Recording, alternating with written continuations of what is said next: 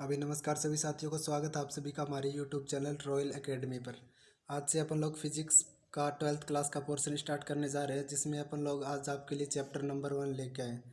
यहाँ पे complete course आपको प्रोवाइड करवाया जाएगा 12th क्लास के फिजिक्स का, इसलिए लगातार हमारे साथ जुड़े रहें और जो भी कंटेंट आपको उपलब्ध करवाया जाता है उसको नोट डाउन कर लें। और ये प्रॉपर तरीके से प्रॉपर वे में आपको नोट्स प्रोवाइड करवाए जा रहे हैं, इनको नोट डाउन कर लेना और इनका बार बार रिविज़न करते रहना। और जो भी पढ़ाया जाए, जो भी क्लास दी जाए, उसको रेगुलर लेना है और इनको अच्छे से समझने का प्रयास करना। आइए स्टार्ट करते हैं। आज से स्टार्ट करेंगे, चैप्टर नंबर 1 से स्टार्ट करेंगे और पूरे के पूरे चैप्टर आपको यहाँ पे फ्री ऑफ कॉस्ट प्रोवाइड करवाए जाएंगे।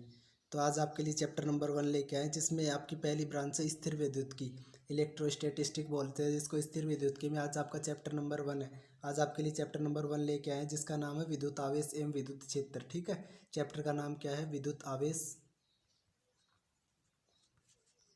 एवं विद्युत क्षेत्र। ठीक है, चैप्टर का नाम ऊपर ऊपर नोट्स में डाल लेना, चैप्टर नंबर 1 लगा के, विद्युत आवेश एवं विद्युत क्षेत्र, electric charge and electric field. Chapter का नाम आपका नोट डाउन कर लेना इसको। इसमें अपन लोग चार्ज के बारे में बात करेंगे कि चार्ज क्या होता है, कैसे इसकी उत्पत्ति होती है, चार्ज कहाँ से आता है। आपने कक्षा 10 में पढ़ा होगा कि आवेश प्रवाह की दर को क्या बोलते हैं? विद्युत धारा बोलते हैं। ठीक है, चैप्टर नंबर 6 में पढ़ते हैं शायद 10th क्लास में, आरबीएससी के 10th क्लास में, एनसीईआरटी में चैप्टर नंबर 6 में विद्युत धारा का, 6 तो नहीं है खैर, चैप्टर नंबर 8 है शायद। ठीक है, जो भी आप पढ़ के आए हो, कहने का मतलब 10th क्लास में आप पढ़ के आए हो विद्युत धारा के बारे में। विद्युत धारा की परिभाषा वहाँ पे क्या देते थे? आवेश प्रवाह की दर। विद्युत धारा को आप लोग वहाँ पे आई से डिनोट करते थे। आई इज इक्वल टू बोलते थे कि आवेश होता है क्यों, उसके प्रवाह की दर, दर का मतलब समय आ जाता है। ठीक है, जो आवेश उसके प्रवाह की दर को अपन लोग विद्युत धारा बोलते थे। तो यहाँ पे मेन पार्ट क्या था आपका? आवेश। कहने मतलब जब वस्तु में आवेश बहेगा, आवेश का प्रवाह होगा, तभी वस्तु में विद्युत धारा का प्रवाह होता है। ठीक है, तो कहने मतलब इस आवेश से रिलेटेड यहाँ पे सारी जानकारी लेंगे कि यह कैसे तो क्रिएट होता है और कैसे क्या क्या इसके उपयोग है आवेश के, इसके कारण कौन कौन से क्षेत्र उत्पन्न होते हैं, और ये गति करता है तो कौन सा क्षेत्र उत्पन्न करता है, और जब ये स्थिर रहता है तो कौन सा क्षेत्र उत्पन्न करता है। ये सारी जानकारी यहाँ पर लोग इस चैप्टर में करेंगे। ठीक है, तो आइए स्टार्ट करते हैं स्थिर विद्युत की सिंपल सी परिभाषा देखते हैं कि स्थिर विद्युत की क्या है। तो अपन लोग यहाँ पे फिजिक्स पढ़ रहे हैं जिसको हिंदी में भौतिक विज्ञान बोलते हैं। तो स्थिर विद्युत की डेफिनेशन देखो, भौतिक विज्ञान की वह शाखा जिसमें स्थिर आवेश के चारों ओर उत्पन्न विद्युत क्षेत्र का अध्ययन करते हैं स्थिर विद्युत की कहलाती है। यहाँ पे अपन लोग की भौतिक विज्ञान बोले तो फिजिक्स है इसकी वह शाखा जिसमें स्थिर आवेश, कहने मतलब कोई भी चार्ज क्यों है वो स्थिर है, एक जगह पे फिक्स है, वो कोई भी मोशन नहीं कर रहा, किसी प्रकार की कोई गति नहीं कर रहा, तो उस स्थिर आवेश के चारों ओर उत्पन्न विद्युत क्षेत्र का अध्ययन करते हैं, तो इसको स्थिर विद्युत की बोलते हैं, इलेक्ट्रोस्टैटिस्टिक बोलते हैं। ठीक है, जब आपका आवेश स्थिर है, इसके चारों ओर जो भी विद्युत क्षेत्र होता है उसका अध्ययन करते हैं, उस शाखा को अपन लोग स्थिर विद्युत की बोलते हैं। ठीक है, इस स्थिर विद्युत की हमें विद्युत क्षेत्र की तीव्रता, इस जो भी विद्युत क्षेत्र का अध्ययन किया जाएगा, इसमें एक तो पहली चीज़ अपन लोग विद्युत क्षेत्र की तीव्रता का अध्ययन करेंगे, दूसरी विद्युत विभव का अध्ययन करेंगे। ठीक है, तो इसमें दो चीज़ों का अध्ययन करेंगे, इलेक्ट्रिक फील्ड की इंटेंसिटी एंड इलेक्ट्रिक पोटेंशियल, दो चीज़ों का अपन लोग इसमें अध्ययन करेंगे। आइए आगे देखते हैं।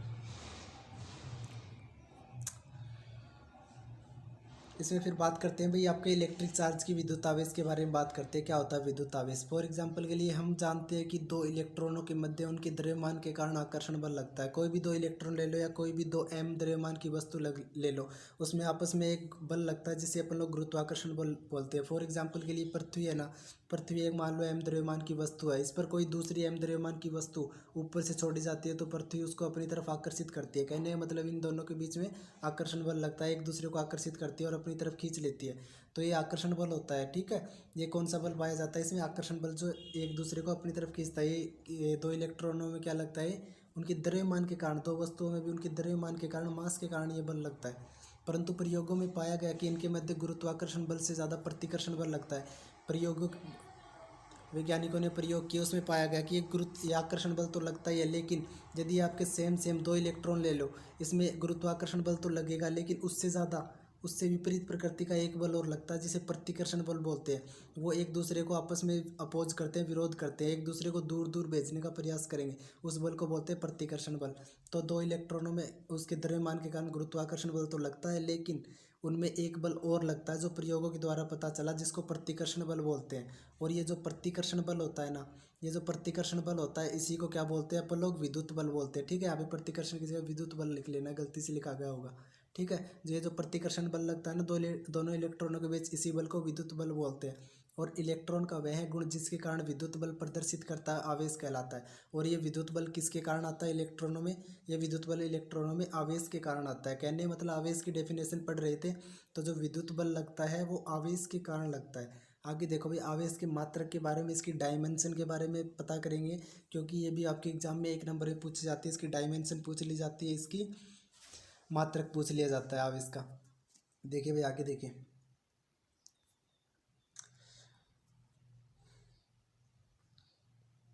अभी देखिए आवेश का मात्रक यूनिट की बात करेंगे। इसकी आवेश का मात्रक एसआई पद्धति में आवेश का मात्रक कूलाम होता है। ठीक है, अब बात आती है कि एसआई पद्धति क्या हुआ। 11th क्लास में आप चैप्टर नंबर 1 पढ़ते हो, यूनिट एंड डायमेंशन, विमाओं के बारे में पढ़ते हो। वहाँ पे 4 पद्धतियाँ बताई जाती है आपको। ठीक है, एक तो आपको बताई जाती है एमकेएस पद्धति, दूसरी बताई जाती है सीजीएस पद्धति, मात्रक पद्धतियों की बात हो रही है यहाँ पे, और तीसरी बताई जाती है आपको एफपीएस पद्धति। ठीक है, एफपीएस पद्धति। और चौथी पद्धति अंतर्राष्ट्रीय पद्धति बोलते हैं, जिसको एसआई पद्धति, जो सभी जगह पर वैलिड होती है, जो सभी जगह पर वैलिड होती है अंतर्राष्ट्रीय पद्धति, उसकी बात हो रही है यहाँ पे एसआई पद्धति। तो यहाँ पे एसआई पद्धति में आवेश का मात्रक क्या होता है? कूलाम होता है। ठीक है, याद कर लेना, इसको सी से डिनोट करते हैं। आवेश का मात्रक क्या होता है? कूलाम होता है। 10th क्लास में पढ़ के आए होगे, आवेश का मात्रक वहाँ भी पूछा जाता है, और यहाँ भी आप लोग को याद रखना है कि आवेश का एसआई मात्रक कूलाम होता है। दूसरी पद्धति सीजीएस पद्धति में आवेश का मात्रक स्टेट कूलाम होता है भाई। ठीक है, स्टेट कूलाम होता है सीजीएस पद्धति में, या इसका दूसरा नाम फ्रैंकलिन भी होता है। सीजीएस पद्धति में आवेश का मात्रक स्टेट कूलाम या फ्रैंकलिन होता है, जहाँ पर 1 कूलाम का मतलब क्या होता है? 3 × 10⁻9 स्टेट कूलाम। ये जो 1 कूलाम होता है, ये स्टेट कूलाम कितने? 3 × 10⁻9 स्टेट कूलाम। इसको ईएसयू से डिनोट करते हैं, इसके इक्वल होता है। 1 coulomb is equal to 3 × 10⁻9 statcoulomb. इसके बाद में आवेश का सबसे बड़ा मात्रक, ये भी पूछा गया क्वेश्चन एक बार आपके एग्जाम में कि आवेश का सबसे बड़ा मात्रक। कंपटीशन में तो बहुत बार पूछा जाता है ऐसे क्वेश्चन कि आवेश का सबसे बड़ा मात्रक क्या होगा, आवेश का सबसे छोटा मात्रक क्या होगा। तो आपको याद रखना, आवेश का सबसे बड़ा मात्रक होता है फैराडे। ठीक है, जिसको एफ से डिनोट करते हैं आप लोग। आवेश का सबसे बड़ा मात्रक फैराडे होता है, और एक फैराडे में 96,500 गुलाम होते हैं। ये जो गुलाम होते हैं कितने होते हैं? एक फैराडे में 96,500 गुलाम होते हैं। नोट डाउन कर लेना इन सब चीज़ों को, आपके एग्जाम में पूछी जाती है। 12th में 1 नंबर में पूछ लेता है। इसके बाद में आवेश का सबसे छोटा मात्रक आपका फ्रैंकलिन होता है, या इसको ईएसयू भी बोल सकते हैं। आवेश का सबसे छोटा मात्रक क्या होता है? फ्रैंकलिन होता है। ठीक है, यहाँ तक क्लियर है सभी को? इसके बाद नेक्स्ट चीज़ देखते हैं इसमें, आवेश की विमा, डायमेंशन ऑफ चार्ज। आवेश की विमा आप लोग पढ़ के आए हो। आवेश विद्युत धारा किसे कहते हैं? आवेश प्रवाह की दर को विद्युत धारा कहते हैं। यहाँ से Q इज इक्वल टू, यहाँ पे क्रॉस मल्टीप्लाई करके Q is equal to IT लिख सकते हैं। Q is equal to IT लिख सकते हैं ना। तो ये वही वाली चीज़ यहाँ पे लिखिए, Q यानी आवेश इज इक्वल टू I और इंटू T। आई मतलब धारा और टी मतलब समय। और आपको पता है आई को, धारा को किसमें मापते हैं? एम्पियर में मापते हैं, जिसको ए से डिनोट करते हैं आप लोग। ठीक है, एम्पियर में मापते हैं, जिसको ए से डिनोट करते हैं। और यहाँ पे टाइम को किसमें मापते हैं? सेकंड में मापते हैं, बोले तो इसको टी से डिनोट करते हैं। तो इसकी विमा क्या हो जाएगी? आवेश की विमा क्या हो जाएगी? Q is equal to A T. Q is equal to क्या हो जाएगी? AT हो जाएगी। याद रखना अपने को, ये कैसे निकाली ये विमा? आवेश प्रवाह की दर, विद्युत धारा की जो परिभाषा दी जाती है, वहाँ से अपन लोगों ने विमा फाइंड किया है। तो आवेश आवेश की विमा क्या हो जाएगी? Q is equal to AT हो जाएगी। याद रखना आप सभी को। क्लियर है यहाँ तक? इसके बाद में आगे देखते हैं। आगे देखिए भाई, आवेश के बारे में और बताया गया कुछ। जब एम्बर नामक पदार्थ को, रेशेदार पदार्थ, कोई भी रेशेदार पदार्थ जो रेशों से बनता है, फॉर एग्जांपल आपका ऊन हो जाए, नायलॉन हो जाए, कुछ भी ले लो। ठीक है, जब कोई एम्बर नामक पदार्थ, एम्बर ये रबड़ जैसा एक पदार्थ होता है, लेकिन इसको रबड़ से थोड़ा सा कठोर कर दिया जाता है। ठीक है, ये भी याद रखना कि एम्बर क्या होता है। वैसे तो कोई इंपॉर्टेंट बात नहीं है, लेकिन इतनी बात याद रखनी है आपको कि एम्बर नामक पदार्थ, फिर भी पता होना चाहिए कि एम्बर होता क्या है, किसके बारे में अपन लोग पढ़ रहे हैं। तो ये एम्बर नामक पदार्थ को जब रेशेदार पदार्थ, फॉर एग्जांपल के लिए ऊन से रगड़ा जाता है, तो उसमें छोटे कागज के टुकड़ों जैसे भूसे के टुकड़ों को आकर्षित करने का गुण आ जाता है। ऐसा उस पर रगड़न के कारण आए आवेश के कारण होता है। यहाँ तक किसी को दिक्कत है? इसमें क्या बताया कि जो एम्बर नामक पदार्थ होता है, इसको ऊन से रगड़ा जाता है। ये ऊन का कोई टुकड़ा ले लिया, इससे रगड़न करवाई जाती है, इनका घर्षण करवाया जाता है। तब घर्षण करवाने के बाद ये जो एम्बर पदार्थ होता है, इसको छोटे कण, धूल मिट्टी के जो नीचे कण होते हैं, उनके पास ले जाया जाता है, तो ये उनको अपनी तरफ आकर्षित कर लेता है। बचपन में प्रयोग किया होगा ना, जब बालों में पेन रगड़ के जो धूल मिट्टी के पास लेकर जाते थे, तो वह उनको धूल मिट्टी के कणों को अपनी तरफ ऊपर उठा लेता था। तो वही वाली चीज़ है, उसमें इसका रीज़न पता था। 8वीं क्लास में पढ़ाई जाती है ये बात आपको। 8वीं क्लास में पढ़ाई जाती है कि जो बालों में प्रयोग करवाया जाता है आपको, कि अपने पेन को या किसी भी रिफिल को अपने बालों से रगड़ो और फिर उसको छोटे कणों के पास ले जाओ, तो देखते हैं कि छोटे कण उससे उसमें ऊपर की तरफ उठ के जाते हैं। इसका रीज़न क्या होता है कि वो आपका पेन या जो रिफिल है वो आवेशित हो जाती है, उस पर चार्ज आ जाते हैं, आवेश आ जाते हैं, और वो आवेश हल्की वस्तुओं को अपनी तरफ आकर्षित करते हैं। तो उसका वही वाला रीज़न है। तो यही वाली सेम चीज़ यहाँ पे हुई है। एम्बर नामक पदार्थ में आपका आवेश आ जाता है, और वह आवेश छोटे टुकड़े होते हैं जो धूल मिट्टी के कण होते हैं उनको अपनी तरफ आकर्षित करता है। अब बात करेंगे टाइप्स ऑफ चार्ज, आवेश के प्रकार के बारे में। आवेश आपका मेनली दो प्रकार का होता है। अभी ये बात मैंने ऊपर ही बताई थी कि आवेश कितने प्रकार का होता है, दो प्रकार का होता है, याद रखना आपको। एक तो होता है पॉजिटिव चार्ज जिसको धनात्मक आवेश बोलते हैं और प्लस से डिनोट करते हैं। दूसरा होता है आपका नेगेटिव चार्ज ऋणात्मक आवेश, इसको माइनस से डिनोट करते हैं। ठीक है, ये दो बातें याद रखनी है आपको, आवेश के प्रकार धनात्मक आवेश और ऋणात्मक आवेश। इसके बाद में note point, important note point है, ये बात आपको समझ लेनी है, इसी से पूरा चैप्टर समझ में आएगा आगे आपके। समान प्रकृति के आवेश, समान प्रकृति के आवेश बोले तो या तो धनात्मक धनात्मक आ जाए, प्लस प्लस आ जाए आपस में, या फिर ऋणात्मक ऋणात्मक आ जाए, ये भी माइनस माइनस। समान प्रकृति के आवेश आ जाए, एक दूसरे को प्रतिकर्षित करते हैं, प्रतिकर्षित करने का मतलब विरोध करते हैं, एक दूसरे को पास नहीं आने देंगे बल्कि एक दूसरे को दूर दूर भेजने का काम करेंगे, प्रयास करेंगे। कौन? समान प्रकृति के आवेश। ये note point I hope clear हो गया होगा आपको। इसके बाद में दूसरा नोट पॉइंट, विपरीत प्रकृति के आवेश एक दूसरे को आकर्षित करते हैं, अट्रैक्ट करते हैं। जो विपरीत प्रकृति के आवेश होते हैं, मान लो एक तो पॉजिटिव चार्ज हो गया, दूसरा नेगेटिव चार्ज हो गया, ये प्लस है ये माइनस है, दोनों अलग अलग प्रकृति के हो गए। ये एक दूसरे को क्या करेंगे? आकर्षित करेंगे। ये इसको इधर खींचेगा, ये इसको इधर खींचेगा, एक दूसरे को अट्रैक्ट करते हैं, आकर्षण होता है। कहने का मतलब समान समान में तो दुश्मनी होती है, और जो अलग अलग होते हैं उनमें दुश्मनी नहीं होती, वे एक दूसरे को चाहते हैं, एक दूसरे को आकर्षित करते हैं। इसके बाद में आपका नेक्स्ट टॉपिक है वस्तु को आवेशित करना। किसी भी वस्तु को चार्ज कैसे करते हैं आप लोग? आवेशित करते हैं। ऐसे नहीं है कि बाजार में आवेश मिलता है, 1 किलो आवेश लिया और उस वस्तु को दिया और वो आवेशित हो गई, ऐसी कोई बात नहीं है। इसमें एक तरीका होता है कि किस प्रकार से वस्तु को आवेशित करती है। आवेश ऐसे नहीं है कि कोई बाहर से डाल देते हैं लाकर। आवेश को, वस्तु को आवेशित करने का तरीका देखिए। वस्तु किससे बनती है? परमाणुओं से बनती है, ये बात आपको पता होगी, छोटी क्लासों में पढ़ा दिया जाता है 10वीं तक ये बात की। वह सभी वस्तुएं परमाणुओं से, अणुओं से मिलकर बनी होती है। और आपको पता है परमाणुओं में क्या पाए जाते हैं? प्रोटॉन और न्यूट्रॉन पाए जाते हैं। और जो प्रोटॉन होता है, बीच में नाभिक में प्रोटॉन पाया जाता है, उसके चारों ओर इलेक्ट्रॉन अपनी कक्षाओं में चक्कर लगाते रहते हैं। ये बात आए हो, पढ़ के आए होगे आप सभी, और क्लियर भी होगी सभी को। अगर नहीं है तो आगे जो भी इसके बारे में डिटेल आएगी आपको बता दी जाएगी। तो इसमें देखो भाई, वस्तुओं को आवेशित करना कैसे करते हैं? वस्तुएं परमाणुओं से मिलकर बनी होती है, ये बात क्लियर है सभी को। और परमाणु उदासीन होता है। क्यों होता है परमाणु उदासीन? क्योंकि परमाणु में प्रोटॉन होते हैं, न्यूट्रॉन होते हैं और इलेक्ट्रॉन होते हैं। प्रोटॉन पर पॉजिटिव चार्ज होता है, ये इलेक्ट्रॉन होता है, इस पर नेगेटिव चार्ज होता है। और ये प्लस और माइनस आपस में मिलकर किसी भी वस्तु को क्या रखते हैं? उदासीन रखते हैं। ठीक है, ये बात आपको क्लियर होगी। इसके बाद है परमाणु उदासीन होता है, अर्थात पदार्थ निरावेशित होता है। और यदि किसी वस्तु से इलेक्ट्रॉन को निकाल लिया जाए तो उसमें इलेक्ट्रॉन की कमी हो जाती है और वहाँ प्रोटॉन आ जाता है। और जिस वस्तु को इलेक्ट्रॉन दिए जाते हैं वहाँ इलेक्ट्रॉन की अधिकता हो जाती है, और इस प्रकार वस्तु आवेशित होती है।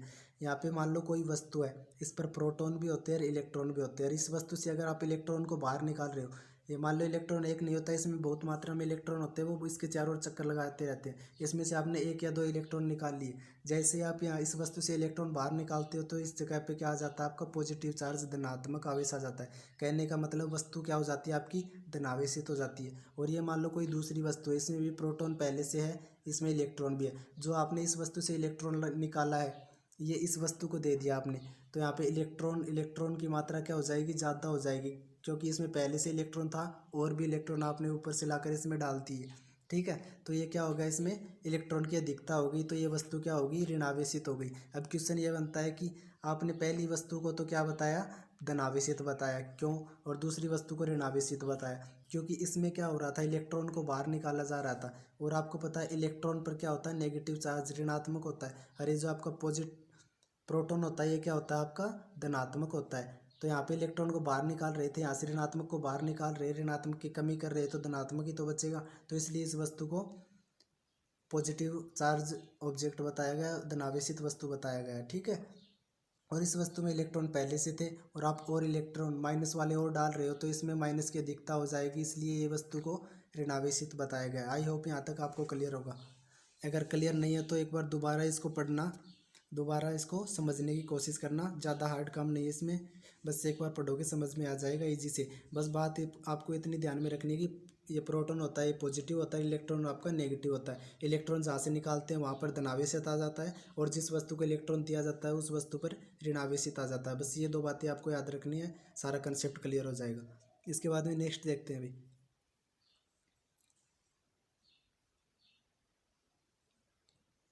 आवेशन की प्रक्रिया इलेक्ट्रॉनों के आदान प्रदान के कारण होती है। इंपॉर्टेंट लाइन भाई, आवेशन की सारी प्रक्रिया किसके कारण हुई है?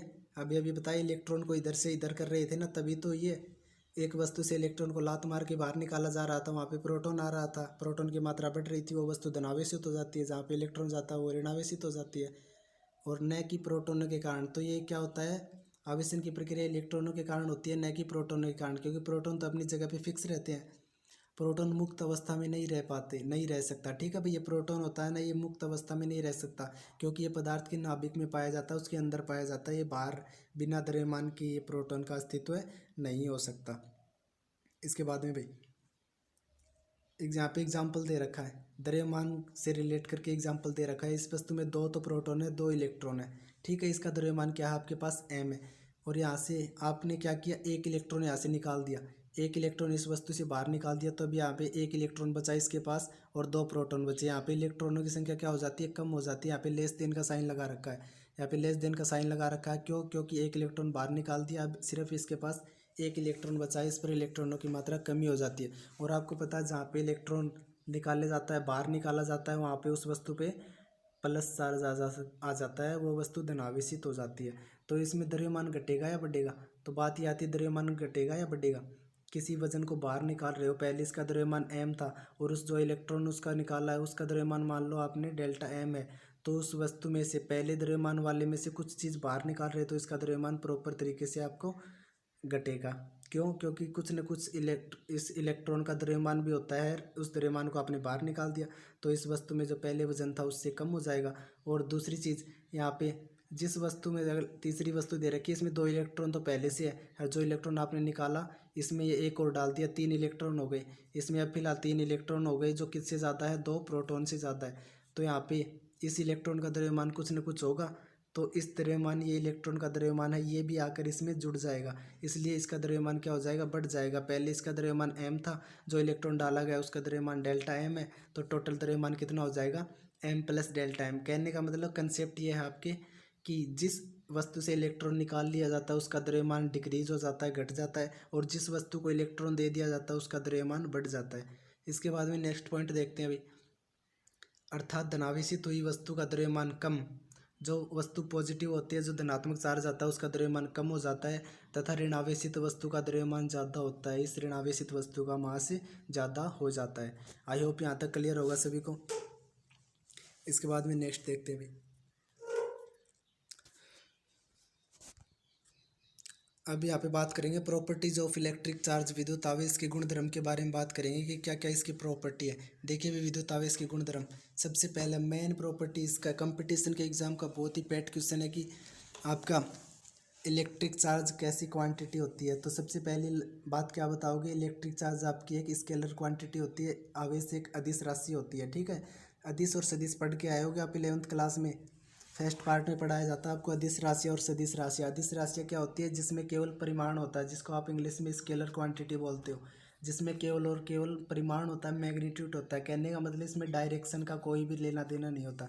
और दूसरी चीज़ होती है आपकी वेक्टर क्वांटिटी, वेक्टर क्वांटिटी जिसको आप सदिश राशि बोलते हो, जिसमें आपका मैग्नीट्यूड भी होता है, परिमाण भी होता है, और दिशा भी होती है। अगर आप स्केलर का एग्जाम्पल लेना चाहे तो आपको बोलते कि 5 kg, तो आपको केवल और केवल परिमाण है यहाँ पे 5 kg। और इस वेक्टर का एग्जाम्पल देना चाहिए तो आपको आपको बताया जाए कि 5 किलोमीटर कोई गाड़ी चली है, किस दिशा में चली है, पूर्व दिशा में चली है, ठीक है, ईस्ट डायरेक्शन में चली है, तो इसमें परिमाण भी है 5 किलोमीटर, और इसमें डायरेक्शन भी है। तो ये आपके स्केलर क्वांटिटी और सॉरी वेक्टर क्वांटिटी, और स्केलर क्वांटिटी में केवल और केवल आपके परिमाण होता है।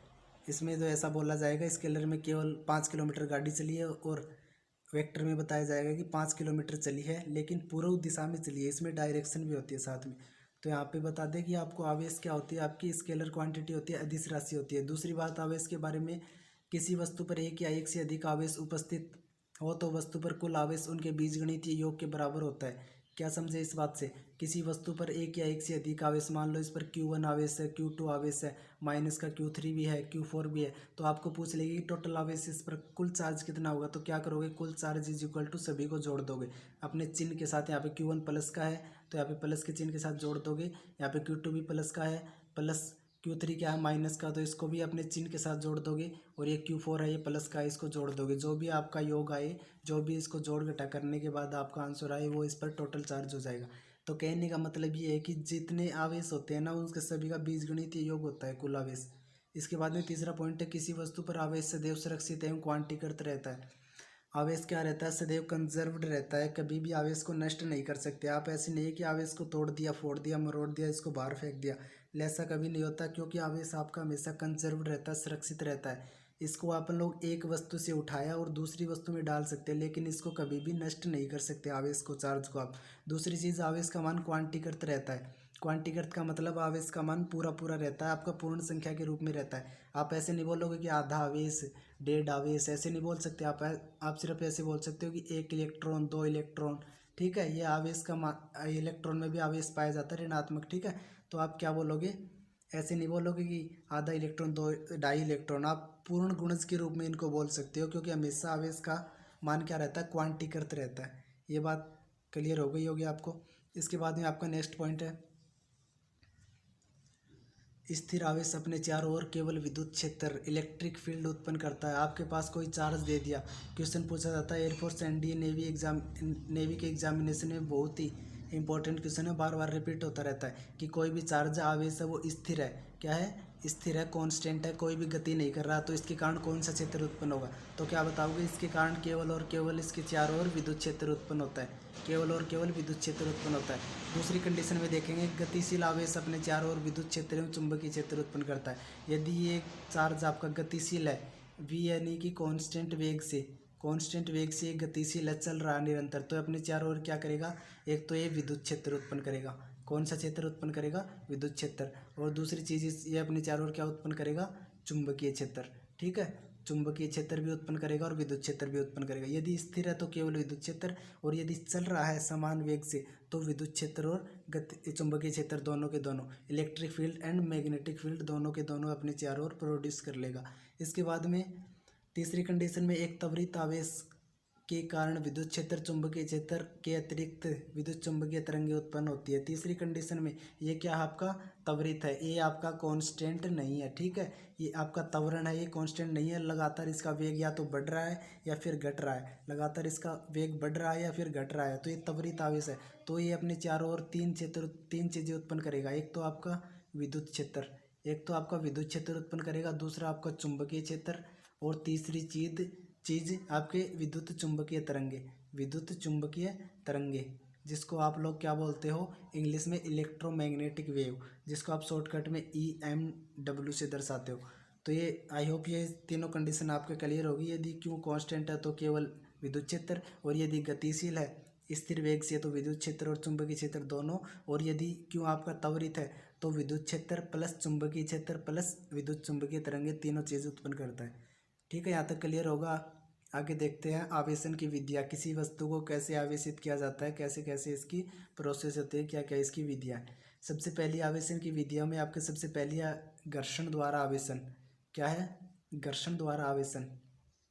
इसमें देखो भी घर्षण द्वारा आवेशन कैसे करते हैं। दो वस्तुओं को रगड़ने से उसमें इलेक्ट्रॉनों का आदान प्रदान होता है, जिससे एक वस्तु धनावेशित और दूसरी वस्तु ऋणावेशित हो जाती है। घर्षण से उत्पन्न विद्युत को घर्षण विद्युत कहते हैं। कोई भी दो वस्तु ले लो, फॉर एग्जांपल के लिए आपको ऊपर करवाया था, एबोनाइट की छड़ और ऊन के रगड़ा जाता था आपस में, तो उसमें से एक वस्तु धनावेशित होती है और दूसरी वस्तु आपकी ऋणावेशित हो जाती है। इस प्रकार आवेशन करना वस्तु को क्या क्या कहलाता है, घर्षण द्वारा आवेशन कहलाता है। फॉर एग्जांपल के लिए बेंजामिन, सबसे पहले आवेश के बारे में बेंजामिन ने बताया था। बेंजामिन फ्रैंकलिन ने कांच की छड़ को रेशम के कपड़े से रगड़ा।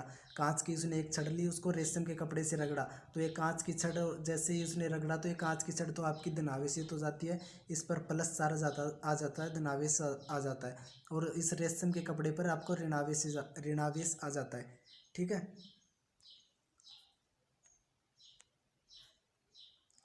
तो क्या बताया इसमें, कांच की छड़ क्या क्या हो जाएगी, धनावेशित हो जाएगी आपस में रगड़ने पर ही, और रेशम का कपड़ा ऋणावेशित हो जाएगा। इसको नोट डाउन कर लेना, ये इंपॉर्टेंट नोट्स है। इसके अलावा बाहर से कुछ भी पढ़ने की ज़रूरत नहीं है, क्योंकि हम गारंटी लेते हैं इसी से आपका 90+ का स्कोर हो जाएगा। और जो न्यूमेरिकल आते हैं वो भी हमारे नोट्स के अंदर से ही आएंगे, क्योंकि हमने एक भी न्यूमेरिकल ऐसा नहीं छोड़ा जो प्रीवियस ईयर में न आया हो और जिसकी आगे आने की संभावना नहीं है। सारी के सारे न्यूमेरिकल आपको यहाँ पे करवाए जाएंगे। देखिए भाई आगे देखते हैं, आवेशन की विधियाँ चल रही है। इसमें दूसरी विधि है प्रेरण द्वारा। देखिए भी प्रेरण द्वारा कैसे आवेशित करते हैं किसी वस्तु को। जब कोई ऋणावेशित चालक प्लेट को जब कोई ऋणावेशित चालक प्लेट को निरावेशित चालक प्लेट के पास लाया जाता है, तो निरावेशित चालक प्लेट पर सारा धनावेश ऋणावेश वाली प्लेट की ओर आ जाता है, तथा निरावेशित का ऋणावेश दूसरी तरफ चला जाता है। इस प्लेट को भूसंपर्कित कर दे तो सारा ऋणावेश पृथ्वी में चला जाता है और वस्तु क्या हो जाती है, धनावेशित हो जाती है। आगे आइए देखिए, इसको समझने का प्रयास कीजिए कि क्या बताया है इसमें। इसमें तो दो प्लेटें लेनी है आपको। एक तो लेनी है निरावेशित प्लेट, जिस पर किसी प्रकार का नहीं, निरावेशित प्लेट मतलब जिस पर किसी प्रकार का आवेश न हो। आवेश तो होता है इसमें केवल, लेकिन वो संतुलन की अवस्था में उदासीन रहता है, तो इसलिए इसको निरावेशित बना बोला गया है। इसमें इलेक्ट्रॉन भी होते हैं, प्रोटॉन भी होते हैं, लेकिन वो बराबर मात्रा में होते हैं। इलेक्ट्रॉन के मान लो यहाँ पे 2 इलेक्ट्रॉन है, तो इसमें 2 प्रोटॉन होते हैं, और ये आपस में एक दूसरे में, इलेक्ट्रॉन में माइनस होता है, प्रोटॉन में प्लस होता है। और आपको पता है माइनस प्लस एक दूसरे के दुश्मन होते हैं, एक दूसरे को ये क्या कर देते हैं, उदासीन कर देते हैं, इसलिए इसको निरावेशित बोला गया। तो यहाँ पे कोई निरावेशित प्लेट लेते हैं, इसके साथ में इसके पास में कोई ऋणावेशित प्लेट लाई जाती है माइनस वाली। तो क्या होगा, ये निरावेशित प्लेट में जो आपको पता है माइनस और प्लस के बीच में क्या होता है, आकर्षण होता है। तो यहाँ पे माइनस इसके पास में लाया जा रहा है, तो इसमें से प्लस सारा से उठ के ऑटोमेटिक इसकी तरफ आ जाएगा, इस माइनस वाले की तरफ प्लस आ जाएगा। और जो ये माइनस वाला इसमें पहले से है वो इसमें दूर चला जाएगा, क्योंकि समान प्रकृति के आवेशों के बीच प्रतिकर्षण होता है और विपरीत प्रकृति के बीच आवेशों के बीच आकर्षण होता है। तो इसमें माइनस की तरफ प्लस आ जाएगा और ये माइनस दूर चला जाएगा। और इस वस्तु को क्या कर देंगे, भूसंपर्कित कर देंगे। कहने का मतलब पृथ्वी से जोड़ देंगे। जैसे इसको पृथ्वी पर जोड़ेंगे, ये प्लस और माइनस ये तो आकर्षण बल द्वारा बंधे रहते हैं, और ये जो माइनस चार्ज होता है ये भूसंपर्कित करने से इस तार के द्वारा क्या हो जाएगा, पृथ्वी में चला जाएगा। तो इस प्रकार इस वस्तु पे केवल और केवल फिर आपका धनावेश बचेगा। ये वाला पार्ट ऋणावेश वाला पृथ्वी में चला जाएगा, केवल और केवल धनावेश बचेगा। इस प्रकार वस्तु आपकी धनावेशित हो जाती है। तो ये कौन सी विधि थी, प्रेरण द्वारा। इसमें क्या किया, एक ऋणावेशित प्लेट के समीप एक निरावेशित प्लेट के समीप एक ऋणावेशित प्लेट लेके आई। उस ऋणावेशित प्लेट के कारण निरावेशित प्लेट से धनात्मक चार्ज आकर्षण बल के कारण उसकी तरफ चला जाता है, और जो ऋणावेश होता है उसको पृथ्वी में भेज दिया जाता है। इस प्रकार वस्तु पर केवल धनावेश बचता है। इस प्रकार वस्तु आपकी धनावेशित होती है। इसके बाद में आपका तीसरा पॉइंट है, आवेशन की विधियों में तीसरी विधि है आपकी चालन विधि। देखिए भी चालन विधि में किस प्रकार किसी वस्तु को आवेशित करते हैं। चालन विधि है आपकी जब किसी आवेशित चालक को निरावेशित चालक से संपर्क करवाते हैं। कोई भी आवेशित चालक है जिस पर प्लस चार्ज है या फिर माइनस चार्ज है, उसको निरावेशित वस्तु से संपर्क करवाते हैं, उसका कॉन्टेक्ट करवाते हैं। संपर्क इसका कोई भी तार द्वारा करवा सकते हैं, कोई भी चालक पदार्थ द्वारा करवा सकते हैं। तो चालक पर उपस्थित आवेश एक सिरे से होते हुए दूसरे सिरे तक पूरे चालक में फैल जाते हैं, और चालक से इस तरह आवेशित होना चालन द्वारा आवेशन कहलाता है। तो जैसे ही मान लो ये आपका निरावेशित प्लेट है, ये आवेशित प्लेट है, इनको एक तार के द्वारा जोड़ देते हैं। इस कंडीशन में एक तार के द्वारा जोड़ दिया तो ये एक तार में से क्या होगा, एक सिरे से आवेश चलना प्रारंभ करेगा और दूसरे सिरे तक पहुंच जाएगा। इस प्रकार दोनों वस्तुएं आवेशित हो जाती है। इस पर भी धनावेशित आ गया, इस पर भी धनावेश आ गया। तो ये कौन सी विधि हो गई, आवेशन की चालन विधि हो गई। आई होप यहाँ तक क्लियर होगा आपको, तीनों की तीनों विधियाँ क्लियर होगी। सबसे पहले अपने बात की घर्षण द्वारा, उसके बाद में प्रेरण द्वारा, और तीसरी चालन के द्वारा। घर्षण में तो आपस में रगड़ते हैं, प्रेरण में निरावेशित के पास कोई आवेशित वस्तु लाई जाती है, और चालन में इनको वायर द्वारा, तार द्वारा आपस में जोड़ देते हैं, तो एक सिरे से आवेश दूसरे सिरे पर बहकर चले जाते हैं। आई होप यहाँ तक क्लियर होगा आपको।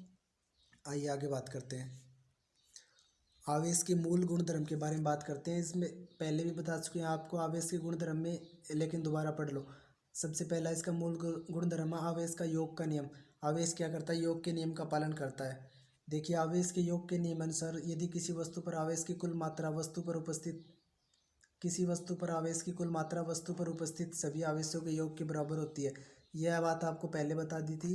कोई वस्तु पर Q1 Q2 Q3 आवेश है तो आपको पूछ लेगी कुल आवेश क्या होगा, तो क्या करोगे, तीनों को आप लोग जोड़ दोगे निशान के साथ, जैसा उनका साइन है वैसे ही जोड़ दोगे। यहाँ पे तीनों प्लस के है तो तीनों को प्लस के साइन के साथ जोड़ दोगे और जो जोड़ आएगा वो आपका कुल आवेश हो जाएगा। ये क्या था, आपका आवेश का योग नियम था। आई होप क्लियर होगा यहाँ तक। आगे देखिए भाई, दूसरा है आवेश का मूल गुण द्रव्य, दूसरा है आपका आवेश का क्वांटीकृत सिद्धांत। आवेश का क्वांटीकृत सिद्धांत वही वाला पूर्ण गुणज वाला। आवेश के क्वांटीकृत सिद्धांत के अनुसार वस्तु पर उत्पन्न आवेश की मात्रा सदैव मूल आवेश के पूर्ण गुणज के रूप में होती है, अर्थात Q इज इक्वल टू क्या होगा, पूर्ण गुणज का मान है n, यहाँ पे इलेक्ट्रॉनों की संख्या है और यहाँ पे इसके साथ में E होता है। ठीक है, जहाँ पे E क्या है, इलेक्ट्रॉनों की संख्या, सॉरी E क्या है यहाँ पे, वस्तु पर एक इलेक्ट्रॉन पर आवेश है, जिसका मान क्या होता है, E का मान 1.6 इंटू 10⁻⁹ गुलाम होता है। यहाँ पे क्या आपका आवेश है जिसका मान क्या होता है 1.6 गुणा 10⁻⁻19 गुलाम। याद कर लेना इस E का मान। पहली बात तो यहाँ पे फॉर्मूला याद रखना Q is equal to n, क्योंकि यहाँ से आपको इलेक्ट्रॉनों की संख्या ज्ञात करवा लेता है, आवेश का मान ज्ञात करवा लेता है, या फिर इसमें ये तो खैर फिक्स होता है E का मान। तो यहाँ पे आपको चार्ज का मान पूछ सकता है और इलेक्ट्रॉनों की संख्या पूछ सकता है इस फॉर्मूले से। तो आपको याद रखना Q इज इक्वल टू हमेशा क्या होता है, इलेक्ट्रॉनों की संख्या और उस इलेक्ट्रॉन पर आवेश 1.6 गुणा 10⁻⁻19 इसका फिक्स मान होता है। यहाँ पे इसको E बोल सकते हो। तो यहाँ जहाँ पे Q क्या है, वस्तु पर आवेश, N क्या है, इलेक्ट्रॉनों पर कमी या अधिकता। यदि कमी होगी तो आपको नेगेटिव चार्ज के साथ दर्शाया जाएगा, इलेक्ट्रॉनों की कमी होगी तो उसको नेगेटिव चार्ज से, और यदि इलेक्ट्रॉनों की अधिकता होगी तो उसको पॉजिटिव साइन से, धनात्मक चिन्ह से दर्शाया जाएगा। और E का मान आपको बताया 1.6 गुणा 10⁻⁻19 गुलाम होता है। इसके बाद में देखिए भाई, न्यूमेरिकल दे रखा है आपको, यहाँ पे न्यूमेरिकल दे रखा है, इंपॉर्टेंट न्यूमेरिकल है। किसी वस्तु पर -11.2 गुणा 10⁻⁻18 ऋण आवेश उपस्थित है। कितने, 11.2 गुणा 10⁻⁻18 गुलाम ऋण आवेश है। याद रखना भाई, ऋण आवेश बताया गया। तो बताइए कि सामान्य अवस्था से वस्तु में कितने इलेक्ट्रॉनों की कमी या अधिकता होगी, संख्या पूछी हुई। आपको फॉर्मूला पता है Q इज इक्वल टू क्या होता है, N ही होता है। तो N बराबर क्या लिख सकते हो, Q/E लिख सकते हो ना। N बराबर क्या लिख सकते हो, Q/E लिख सकते हो। यहाँ पे Q की वैल्यू आपको दी गई है -11.2 गुणा 10⁻⁻18 और E का मान फिक्स होता है कितना, 1.6 गुणा 10⁻⁻19। तो इसको डिवाइड कर दो आपस में, जो आंसर आए वहीं आपके इलेक्ट्रॉनों की कमी या अधिकता हो जाएगी। अगर माइनस साइन है तो आपको पता है इलेक्ट्रॉनों की अधिकता हो रही है, और यदि आपके प्लस का साइन आ रहा है तो इलेक्ट्रॉनों की कमी हो रही है। देखिए भाई, Q इजिकल टू एन ही होता है। Q का मान रख दिया 11.2 इंटू 10⁻⁻19 और यहाँ पे 1.6 गुणा 10⁻⁻19। जैसे ही आप इसको सॉल्व करोगे, गुणा भाग करोगे, आपका आंसर आता है 70 इलेक्ट्रॉन। और 70 इलेक्ट्रॉनों की क्या हो रही है, अधिकता हो रही है, क्योंकि यहाँ पे साइन आपका कैसा है, ऋणावेश वाला है, माइनस का साइन है। माइनस का साइन मतलब वस्तु की इलेक्ट्रॉन की मात्रा बढ़ रही है। ठीक है, इसके बाद में आपका तीसरा आवेश का मूल गुणधर्म, आवेश के मूल गुणधर्म में तीसरा है आवेश का संरक्षण का सिद्धांत। आवेश संरक्षण का सिद्धांत, ये पहले ही बताया कि आवेश का मान हमेशा क्या रहता है, सुरक्षित रहता है। देखिए इसमें आवेश संरक्षण सिद्धांत के अनुसार किसी वस्तु पर आवेश सदैव सुरक्षित रहता है, ऑलवेज कंजर्व्ड रहता है। इसे न तो नष्ट कर सकते हैं और न ही उत्पन्न कर सकते हैं। इस आवेश को न तो अपन लोग नष्ट कर सकते हैं, न इसको क्रिएट कर सकते हैं। केवल और केवल इसे एक वस्तु से दूसरी वस्तु पर ट्रांसफ़र कर सकते हैं, स्थानांतरित कर सकते हैं। यहाँ तक क्लियर होगा सभी को। इसके बाद में देखते हैं पदार्थ का वर्गीकरण। पदार्थ को निम्न 3 भागों में बांटा गया। पदार्थ का मतलब समझते हो ना, जो परमाणु अणुओं से मिलकर बना होता है, जिसमें इलेक्ट्रॉन पाए जाते हैं। तो इस प्रकार पदार्थ को इलेक्ट्रॉनों के आधार पर, मुक्त इलेक्ट्रॉन पाए जाते हैं या नहीं पाए जाते, इसके आधार पर आवेश को अपन लोगों ने 3 भागों में बांटा है। इसके बारे में बात करते हैं। देखिए भाई, आगे देखिए, सबसे पहला आवेश पदार्थ का प्रकार है चालक पदार्थ। सबसे पहला क्या आपका, चालक पदार्थ। चालक पदार्थ की डेफिनेशन देखिए, ऐसे पदार्थ जिसमें मुक्त इलेक्ट्रॉन पाए जाते हैं, कहने का मतलब फ्री इलेक्ट्रॉन पाए जाते हैं, जिनमें आवेशों का प्रवाह आसानी से होता है, अर्थात चालकों में विद्युत धारा का प्रवाह होता है। कहने मतलब मुक्त इलेक्ट्रॉन पाए जाएंगे तो आवेश बहेगा, और आवेश बहेगा तो उसमें विद्युत धारा आई भी बहेगी आपकी। ठीक है, आवेश है तो विद्युत धारा है, आवेश के कारण ही विद्युत धारा का अस्तित्व है। अगर मुक्त इलेक्ट्रॉन होंगे तो इसमें आवेशों का प्रवाह होगा, और आवेशों का प्रवाह होगा तो इसमें विद्युत धारा बहेगी। तो ये चालक पदार्थ की डेफिनेशन याद हो जाएगी आसानी से, जिसमें मुक्त इलेक्ट्रॉन पाए जाते हैं और विद्युत धारा बहती है। फॉर एग्जांपल के लिए सभी धातुएं विद्युत की सुचालक होती है। धातुओं की बात करें तो एल्यूमिनियम हो सकती है, आपकी आयरन हो सकती है, प्लेटिनम हो सकती है, एजी सिल्वर हो सकती है और गोल्ड सोना हो सकती है। ये सभी विद्युत की क्या होती है, चालक होती है। इसके बाद में दूसरी चीज़, चांदी विद्युत का सबसे अच्छा चालक है। कंपटीशन का बहुत ही इंपॉर्टेंट क्वेश्चन है। सबसे आपको बहुत बार पूछा जाता है कि सबसे अच्छे चालक का नाम बताओ, तो क्या बताओगे, चांदी। जो चांदी होती है ना, जिसके आभूषण भी बनाए जाते हैं, जिसको आप सिल्वर बोलते हो, ठीक है, तो वो क्या है, आपकी विद्युत की सबसे अच्छी सुचालक है। इसके बाद में दूसरी चीज़, पदार्थ का दूसरा टाइप कौन सा, आपका कुचालक। कुचालक, ये इसका क्या हो जाएगा, चालक का उल्टा हो जाएगा। ऐसे पदार्थ जिसमें मुक्त इलेक्ट्रॉन नहीं पाए जाते, चालक में तो मुक्त इलेक्ट्रॉन पाए जाते हैं, लेकिन कुचालक में आपके मुक्त इलेक्ट्रॉन नहीं पाए जाते, अर्थात इनमें आवेशों का प्रवाह नहीं होता, अर्थात इनमें विद्युत धारा नहीं, विद्युत धारा का प्रवाह नहीं होता। आवेश नहीं होंगे तो विद्युत धारा का प्रवाह भी नहीं होगा। फॉर एग्जाम्पल, सूखी लकड़ी हो सकती है, शुद्ध जल।